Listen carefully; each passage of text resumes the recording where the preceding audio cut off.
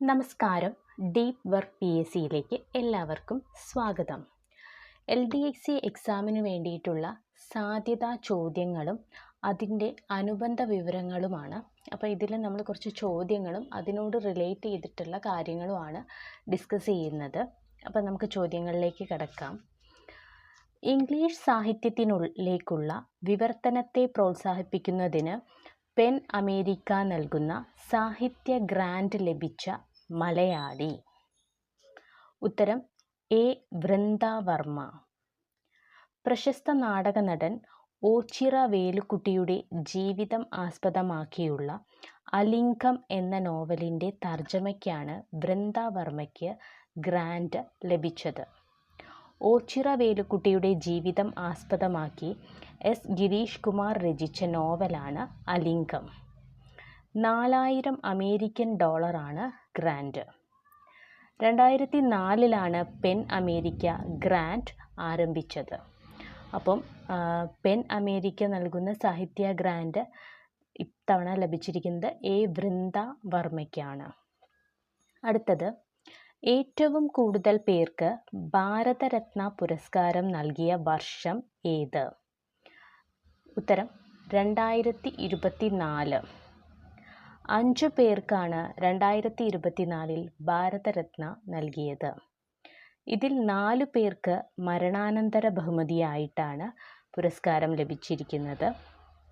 Doctor MS Swaminathan, PV Narasimha Rao, Chaudhary Charan Singh, Karpoori Thakur എന്നിവർക്കാണ് മരണാനന്തരം ഭാരതരത്ന പുരസ്കാരം ലഭിച്ചത്. LK അദ്വാനിയാണ് ഈ വർഷം ഭാരതരത്ന ലഭിച്ച 5ാമത്തെ വ്യക്തി. 2019 മുൻ രാഷ്ട്രപതി പ്രണബ് മുഖർജിക്ക് ഭാരതരത്ന ലഭിച്ചത്. 2021 ഫോറസ്റ്റ് സർവേ റിപ്പോർട്ട് പ്രകാരം വനവിസ്തൃതി വർധന കൂടിയ സംസ്ഥാനം ആന്ധ്രാപ്രദേശ്. തെലങ്കാനയും ഒഡീഷയുമാണ് വനവിസ്തൃതി വർധന കൂടിയ സംസ്ഥാനങ്ങളിൽ 2ഉം 3ഉം സ്ഥാനങ്ങളിലുള്ളത്.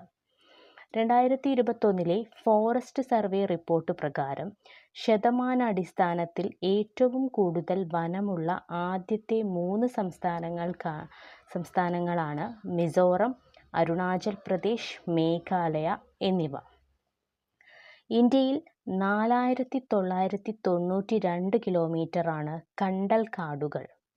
ഇന്ത്യയുടെ ആകെ ഭൂവിസ്തൃതിയുടെ 0.15%.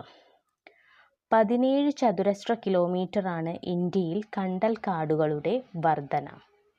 കണ്ടൽക്കാട് വർധനയിൽ മുന്നിലുള്ള സംസ്ഥാനമാണ് ഒഡീഷ. കണ്ടൽക്കാട് വർധനയിൽ മുന്നിലുള്ള സംസ്ഥാനം ഒഡീഷയാണ്. ഫോറസ്റ്റ് സർവേ റിപ്പോർട്ട് പ്രകാരം വനവിസ്തൃതി വർധന കൂടിയ സംസ്ഥാനം ആന്ധ്രാപ്രദേശാണ്. നോട്ട് ചെയ്ത് വയ്ക്കുക. 2023 മികച്ച ഗോൾ കീപ്പർക്കുള്ള ഹോക്കി ഇന്ത്യ ബൽജിത് സിംഗ് പുരസ്കാരം ലഭിച്ചത് ആർക്കാണ്? PR ശ്രീജേഷ്.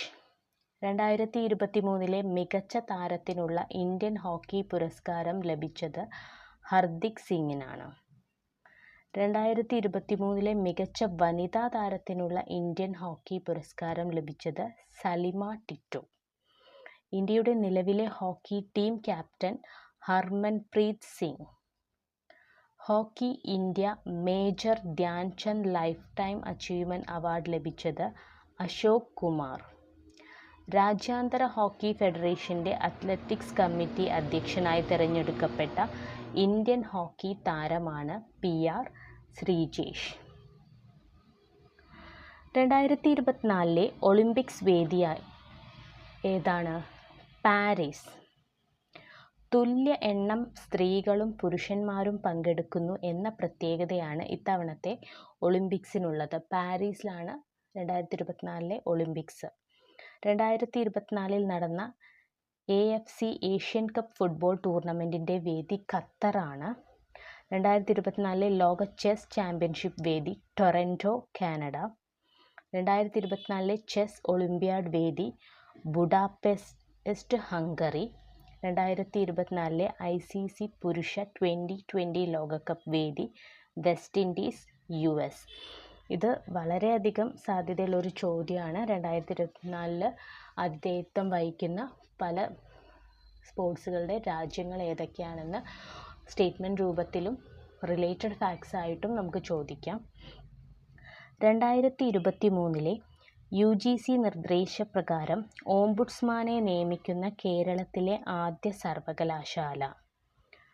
ഉത്തരം APJ അബ്ദുൽ കലാം സാങ്കേതിക സർവകലാശാല.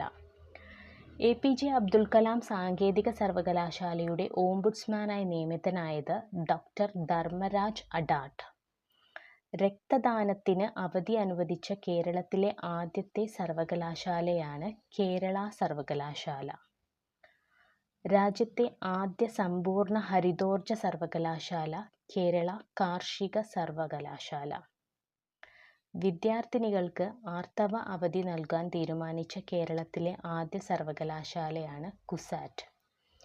APJ അബ്ദുൽ കലാം സാങ്കേതിക സർവകലാശാലയുടെ വൈസ് ചാൻസലർ ഡോക്ടർ സജി ഗോപിനാഥാണ്. അടുത്തിടെ നാറ്റോയുടെ 32ാമത്തെ അംഗമായ രാജ്യമേത്? സ്വീഡൻ. നാറ്റോയുടെ 31ാമത്തെ അംഗരാജ്യം ഫിൻലാൻഡാണ്. അതിനുശേഷം ഇപ്പോൾ ഏറ്റവും അവസാനമായിട്ട് അംഗമായിരിക്കുന്നത് സ്വീഡനാണ്. നോർത്ത് അറ്റ്ലാന്റിക് ട്രീറ്റി ഓർഗനൈസേഷൻ, അതാണ് നാറ്റോയുടെ ഫുൾ ഫോം. ഓർത്ത് വയ്ക്കുക, നോർത്ത് അറ്റ്ലാന്റിക് ട്രീറ്റി ഓർഗനൈസേഷൻ നിലവിൽ വന്നത് 1949 ഏപ്രിൽ 4-നാണ്. നാറ്റോയുടെ നിലവിലെ മേധാവിയാണ് ജെൻസ് സ്റ്റോൾട്ടൻബർഗ്. നാറ്റോയുടെ ആസ്ഥാനം ബ്രസൽസ്, ബെൽജിയം. ഇപ്പോഴത്തെ സ്വീഡിഷ് പ്രധാനമന്ത്രി ഉൾഫ് ക്രിസ്റ്റേഴ്സൺ. ലോകത്തെ ആദ്യത്തെ നിർമ്മിത ബുദ്ധി സോഫ്റ്റ്വെയർ എഞ്ചിനീയർ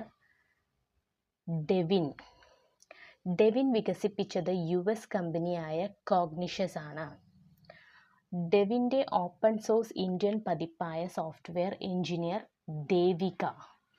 ദേവികയെ വികസിപ്പിച്ചത് തൃശ്ശൂർ ചാവക്കാട് സ്വദേശിയായ VH മുഫീദാണ്. 2021 നാഷണൽ സ്കിൽ ഡെവലപ്മെൻറ്റ് കോർപ്പറേഷൻ സംഘടിപ്പിച്ച Indian skills competition gold medal ജേതാവാണ് മുഫീദ്. നിർമ്മിത ബുദ്ധി ഉപയോഗിച്ച് ഇന്ത്യ ആഭ്യന്തരമായി വികസിപ്പിച്ച ചാറ്റ് GPT മാതൃകയിലുള്ള സംവിധാനമാണ് ഹനുമാൻ.